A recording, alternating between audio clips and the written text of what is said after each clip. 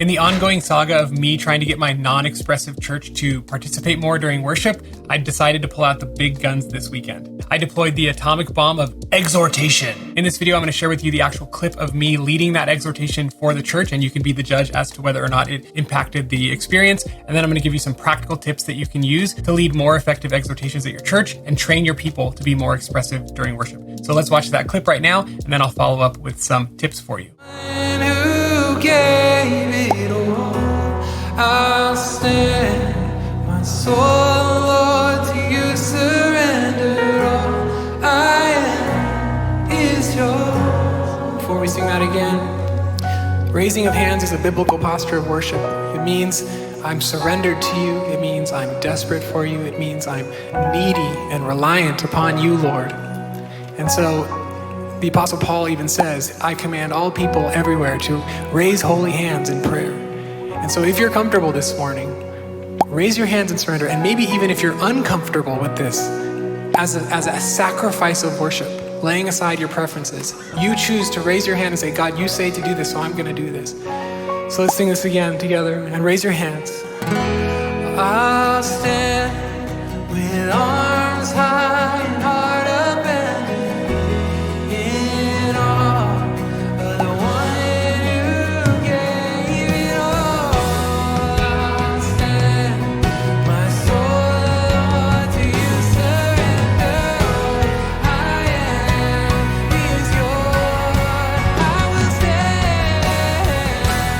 I'll stand with arms high and heart abandoned in awe to the one who gave it all for me. I'll stand, my soul, Lord, to you surrender. All I am is yours. All I am, God, all I am is yours. All I am, God, all I am is yours. So I exalt thee. Tell 'em. I exalt thee. You are worthy, God. I exalt thee.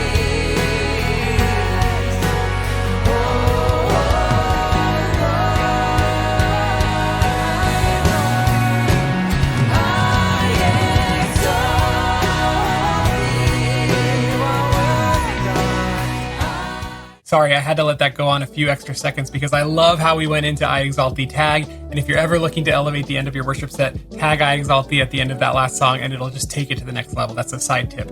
Okay, but exhortations. Did you see a difference in the church after I exhorted them to participate? I think I saw most of the people raising their hands. Yes, there were those 3 stubborn people who refused regardless, but I really saw a change in their expressiveness, and that change is going to lead to a long-term change over time. I am training them slowly. In fact, I did a podcast interview with Andy Rozier from Vertical Worship, which I'll link below, and Andy talks about the importance of playing the long game in training your church to worship. So if you want to see a more expressive church, you have to think on a 3 to 4 month time span, and then you want to use your weeks strategically in that time span to push them towards that desired outcome of training. So I'll link that episode below. But exhortations are a super effective strategy for training your church in worship. So let me give you a few tips on how you can craft effective exhortations into your times of worship. Number 1, pick the right spot.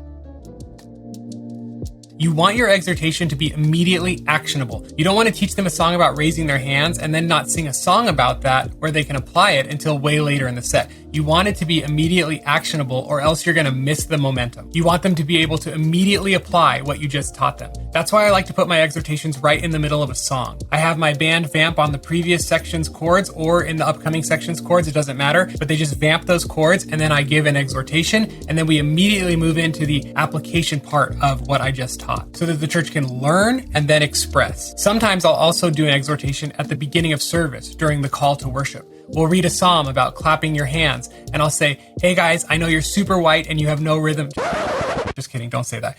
But I'll say, hey guys, let's try our best to obey this biblical command by clapping for this entire first song. And then make sure you jump right into a solid, fast first song. Don't go into like 6/8, Reckless Love, slow. That would be so ironic and awkward. Don't do that. But that's the idea, is you want to teach and then give them a chance to express. Pick the right spot. That's your first tip. The second tip is to use the right tone. If you noticed in the clip that I showed you that I was kind and warm and inviting, but I was also firm, and I eliminated any excuses. But what I didn't do is I didn't use guilt. Never guilt trip people into anything. Guilt is not an effective long-term motivator. You might get an awkward response out of them because they feel guilty in the moment, but it's not going to lead to that long-term change and training that we're talking about here. What you want to do is you want to inspire people. You want to help them aspire to something greater, to something better. You want them to see the value in doing this thing that you're asking them to do and make them want to do it because they see that God is worthy of it. You want to inspire people into action, which is why my third tip is to root it in Scripture. Show them that this is a biblical command, that this is something that God asks of them, not you. God is asking them to do this. They might not like it, but they can't argue with it. So make sure you're using Scripture to back up what you're asking them to do. The next tip is to write it down and practice it. I had a few thoughts floating through my head that morning, and I wasn't exactly sure how to say it best or what order to put it in. And so I sat down and wrote down what I was trying to say, and I figured out the best order. Writing down your thoughts helps you clarify and sharpen what you're trying to say. And I'll make a video soon about speaking from the stage as a worship leader, so be sure to subscribe so you don't miss that. But write your exhortation down and make sure you practice it out loud so you don't fumble it in the moment. And over time, you'll need to do this less and less, but it's a good practice, especially if you're first starting out. And then the last tip for using exhortations to train your church is to take it slow. Know what your church can handle and then build upon it little by little. Like Andy Rozier said, it's a long game. And if you play the long game and you're strategic in your week-to-week training, you can make a lot more progress than you think is possible. I'm going to link that video with Andy down below, and I'm also going to link another video about 5 phrases that you can say to increase singing in your church during worship. If you really want to improve your church's participation, then check out my Increasing Congregational Engagement course, which you can try for just $1 in the Worship Ministry Training Academy. Plus, you get 9 other courses designed specifically to help you as a worship leader build a healthy, organized, and excellent worship ministry. And you can try that for just $1 by going to worshipministrytraining.com. Be sure to subscribe to this channel so you can watch this ongoing saga of me versus my Stoic congregation unfold, and you can see who wins in the end. But I'll see you either in the next video or inside of the Academy. God bless and have a great day.